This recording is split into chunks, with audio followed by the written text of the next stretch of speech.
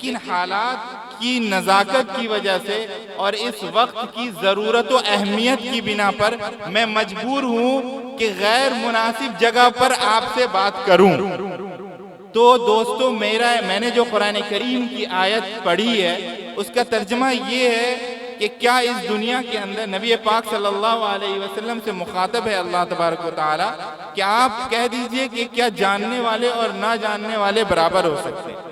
जाहिर बात है कि इस आयत के अंदर इल्म की इफादियत और अहमियत के ऊपर बात की गई है। मैं जल्दी जल्दी अपनी बात को आगे का सिमत देना चाहता हूं। तो जी तो अल्लाह तबारक व तआला ने ये फरमाया कि क्या जानने वाले और ना जानने वाले बराबर हो सकते हैं। तो ये इल्म की इफादियत के ऊपर है। मेरा जो आज का मौजू और मकसद है वो ये है कि एक साजिश और एक प्लान के जरिए हमारे उम्मत के अंदर और हम तमाम लोगों के दिमागों में एक वायरस डाल दिया गया, एक गलत फहमी ठोक दी गई, एक गलत फहमी मुसल्लत कर दी गई हमारे ऊपर। वो गलत फहमी क्या थी कि एक दौर था जब नबी पाक सल्लल्लाहु अलैहि वसल्लम के बाद एक दौर था जो इल्म तमाम चीजों के उरूज के साथ साथ उलूम के भी उरूज का जमाना था, जहां बड़े बड़े मुसलमानों के अंदर साइंटिस्ट बने, मैथमेटिशियन बने, फल्कियात के माहिरीन बने, जिसको आज आप खलाई इंजीनियर्स कहते हैं, वो बने। और दुनिया के अंदर जो बड़ी बड़ी थ्योरीज हैं, दुनिया के अंदर जो बड़े बड़े फिलोसफर हैं, वो सब मुसलमान थे। फिर एक नाक़िस सोच और एक बातिल सोच हमारे दिमागों के ऊपर मुसल्लत कर दिया गया, और वो सोच थी इल्म की तक़सीम। किसी बातिल सोच ने उलूम के अंदर तक़सीम पैदा कर दिया, और वो तक़सीम ये थी कि इल्म दीन और इल्म दुनिया। जब तक ये तक़सीम दुनिया के अंदर राइज नहीं हुई थी, उस वक्त तक मुसलमान हर लाइन में और हर उलूम में आगे थे, और सबसे आगे थे। तारीख से जो लोग वाकिफ हैं वो जानते होंगे कि जब ये वायरस डाला गया था 3री या 4थी सदी के अंदर, तो उस वक्त जो यूनान के अंदर लाइब्रेरीज को दरियाबोस किया गया, तो कई सालों तक दरिया के जो पानी थे वो काले कलर के बहा करते थे, क्योंकि उस वक्त रोशनाई से लिखने का रिवाज था। तो ये हमारे इन्हितात ऐसे ही नहीं आए। आज हमारे ऊपर जो दिन मुसल्लत है इन्हितात का, हमारी बदहाली का, वो यूं ही नहीं आया। मैं एक जगह पढ़ रहा था, एक मैगजीन पढ़ रहा था, उसके अंदर मैंने देखा कि ऑक्सफोर्ड यूनिवर्सिटी की कुछ तारीख उसके अंदर लिखे हुए थे। वहां पे लिखा हुआ है कि ऑक्सफोर्ड यूनिवर्सिटी के इब्तिदाई 400 साल जो हैं वो सिर्फ अरबी कुतुब को अंग्रेजी में ट्रांसलेशन करने में गुजरे। आप तसव्वुर कर सकते हैं क्या खोया है हम लोगों ने, एक गलत फहमी की वजह से, एक नाक़िस सोच की वजह से। और आपको यकीन होना चाहिए कि आज भी जो MBBS एक डिग्री होती है, जो नीट का एग्जाम कंप्लीट करके बच्चे आगे जाते हैं और वो MBBS हासिल करते हैं, ये एक डिग्री होती है। इसके अंदर जब एक बच्चा डॉक्टर बन जाता है तो उसके बाद MD करता है। MD का जो इख्तिताम होता है, MD की जो सनद मिलती है, वो जिस किताब पे मिलती है वो एक मुसलमान मुसन्निफ की किताब है, जो हमारे इस वायरस के पैदा होने से पहले उन्होंने लिखी।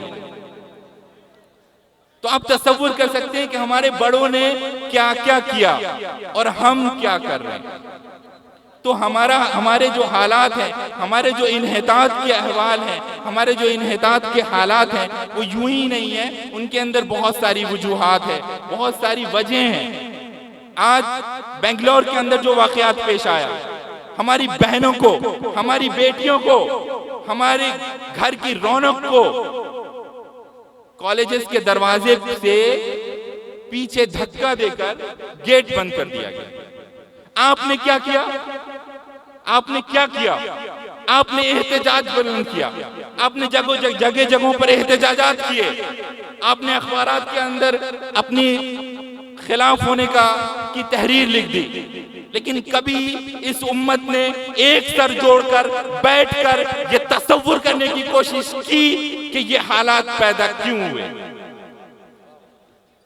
आजादी के 70 साल के बाद भी एक शख्स, अगर सर सैयद अहमद खान को निकाल दिया जाए तो आपके पास इनकलाबी शख्सियत इल्मी लाइन में है ही नहीं, आप दिखा ही नहीं सकते। एक अलीगढ़ मुस्लिम यूनिवर्सिटी वाहिद अकेला तने तनहा खड़ा हुआ है जो आपके लिए नुमाइंदगी कर रहा है, उसके ऊपर भी उसके बका के, उसके तहफ़्फ़ुज़ के लिए आज मसला बना। तो जरूरत है कि आप तालीमी मैदान में आ गए। मैं कहता हूं कि किसी भी बड़े बड़े जो उकला हैं, फिलोसफर्स हैं, वो कहते हैं कि तब्दीली लाने के लिए, पूरे समाज के अंदर तब्दीली लाने के लिए कम से कम 100 साल का वक्त चाहिए। कितने साल का? 100 साल का। लेकिन एक रबीब अशरफ, एक नाक़िस शख्स की थ्योरी है कि इल्मी लाइन में अगर एक साथ आज सर जोड़कर आप बैठ जाएं और ये अहद कर लें कि हमारा हर फर्जंद, हमारी हर बेटी, हमारा हर बच्चा जो कारखाने पहुंच चुका है, कल की वापसी का टिकट बनाऊंगा और उसको वापस ला करके कल से तालीम के साथ जोड़ूंगा, तो मैं आपको गारंटी दे सकता हूं नेक्स्ट 15 ईयर्स, ओनली 15 साल के अंदर आपका समाज तब्दील हो जाएगा। हर घर के अंदर इंजीनियर होंगे, हर घर के अंदर डॉक्टर्स होंगे, हर घर के अंदर साइंटिस्ट होंगे। जब पिछले दिनों ओबामा आए थे हिंदुस्तान के अंदर, उनका पार्लियामेंट हाउस में एक बयान चल रहा था, वहां पे सारे मुल्क के बड़े लोग मौजूद थे। उन्होंने एक वर्ड कहा कि इंडिया अपनी पॉपुलेशन को लेकर के सोच रहा है, इसकी जो पॉपुलेशन है ये इसकी कमजोरी है, इसकी कसरत इसकी कमजोरी है। ये कौन आकर के कह रहा है? अमेरिका का प्राइम मिनिस्टर ओबामा। लेकिन ओबामा ने दूसरा नजरिया पेश किया, उसने कहा मैं सोचता हूं इस नजरिए से कि ये इतनी बड़ी पॉपुलेशन है कि किस घर से और किस गली से, किस कूचे से और किस गांव से एक बंदा खड़ा हो जाए और वो कोई एक नया एंटीबायोटिक बना दे, क्योंकि पिछले 35 सालों से दुनिया ने कोई नया एंटीबायोटिक इजाद नहीं किया। ये आपको मालूम है? ये ओबामा ने कहा था कि पिछले 35 सालों से दुनिया ने कोई नया एंटीबायोटिक इजाद नहीं किया है और इंसान की बॉडी जो है वो एब्जॉर्ब कर रही है, मतलब अब एंटी हो रही है, वो दवाओं को एक्सेप्ट नहीं कर रही है। साइंटिस्ट परेशान है कि वो दवाओं के अंदर इसको उससे जोड़कर, उसको उससे जोड़कर वो काम चला रहे हैं, बट क्यों कोई भी नया एंटीबायोटिक। तो क्या मुमकिन है कि एक गांव से एक बच्चा खड़ा हो और एक नया एंटीबायोटिक इजाद कर दे? पूरी इंसानियत के लिए भलाई कर दे, पूरी इंसानियत के लिए। तो दोस्तों, मेरे कहने का जो मकसद है और मतलब है कि ये इतनी बड़ी तादाद है, हर आदमी एक मिशन बनिए। आज तहैया करिए कि हमारे साथ जो हालात हो रहे हैं ना, हमारी बहन बेटियों के साथ जो हालात हुए हैं ना, वो अगली नस्ल आज से 20 साल के बाद हमें गाली नहीं दे रही होगी कि अब्बा और दादा कुछ नहीं किए, पीछे की नस्लों ने कुछ नहीं किया। हम सबको एक मिशन और एक विजन, मिशन बोलते हैं आपको आगे क्या करना है उसके बारे में आप आज तय कर लीजिए, और विजन बिल्कुल कॉन्सेप्ट क्लियर होना चाहिए कि बच्चा पढ़ेगा ही, उसके अलावा कुछ करेगा नहीं, नथिंग एल्स, कुछ नहीं करेगा, हमारा बच्चा सिर्फ पढ़ेगा। और यकीन जान लीजिए, ना आपके एहतजाज से कुछ होने वाला है, ना आप महीनों गलियों में बैठ जाइए उससे कुछ होने वाला है। इनकलाब आएगा तो एजुकेशन से आएगा, ये मैं आपको लिख के दे देता हूं। और आप कल सोचेंगे कि कोई पागल था और कोई ऐसा था खपती दिमाग का जिसने ये बात कही थी कि अगर आपके अंदर तब्दीली आएगी तो एक ही ओनली वन वे, सिर्फ एक वन वे है। पटना के अंदर जाते हैं ना तो एक रास्ता का सड़क होता है, एक पैरिया रास्ता, तो ये एक पैरिया रास्ता है, दूसरी कोई गुंजाइश ही नहीं है। हमें हर हाल में एजुकेशन के ट्रैक पर आना पड़ेगा। और ये भी कहा है दुनिया के अंदर, एक होता है खुद से आ जाना, तो ये बहुत अच्छी बात होती है, और एक होता है जबरदस्ती लाना, तो ये तकलीफ दे होता है।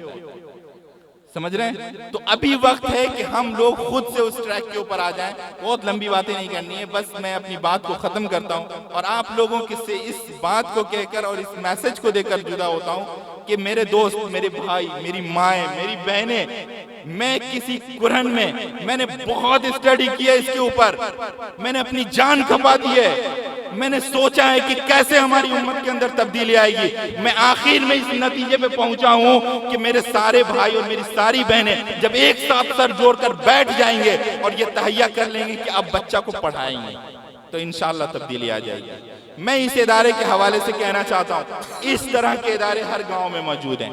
इस प्रोग्राम में मेरी राय है कि जिम्मेदारान भी मौजूद होंगे। इस तरह के इदारों का सपोर्ट करिए, आप सब मिलकर यहीं से शुरू करिए। कोई नया प्लेटफॉर्म बनाने की जरूरत नहीं है मेरे भाई। इस तरह के इदारों को मजबूत करिए। आप में से बहुत सारे ऐसे होंगे जिनके पास बहुत तेज दिमाग होगा, आप में से बहुत सारे ऐसे होंगे जिनके पास बहुत खूबसूरत विजन होगा, आप में से बहुत से होंगे जिनके पास बहुत मजबूत मिशन होगा। सब एक सर जोड़कर बैठिए गांव में और ये तहैया कर लीजिए, इस चीज के ऊपर सर जोड़ के बैठ जाइए कि इस इदारे को या इस तरह के जो भी इदारे हैं उनको मजबूत करिए। और तालीम जो इस इदारे के जिम्मेदार हैं, मैं उनसे दरख्वास्त करूंगा कि अल्लाह के वास्ते अब तालीम की तफरीक से ऊपर उठ जाइए, तालीम की तफरीक से ऊपर उठ जाइए और बिला तफरीक हर इदारे को एक तालीम गाह बना दीजिए, उसकी मजबूत कर दीजिए।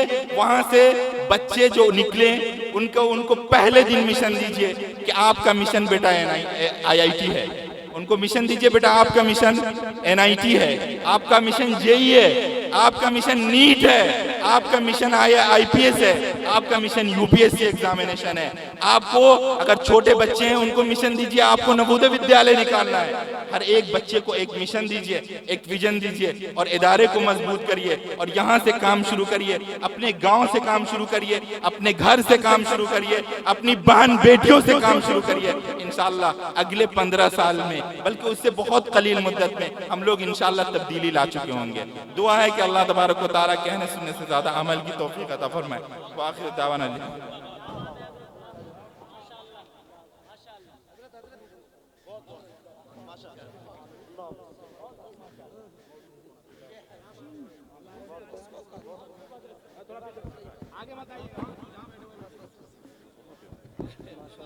अल्लाह ताला सेहत अता फरमाए।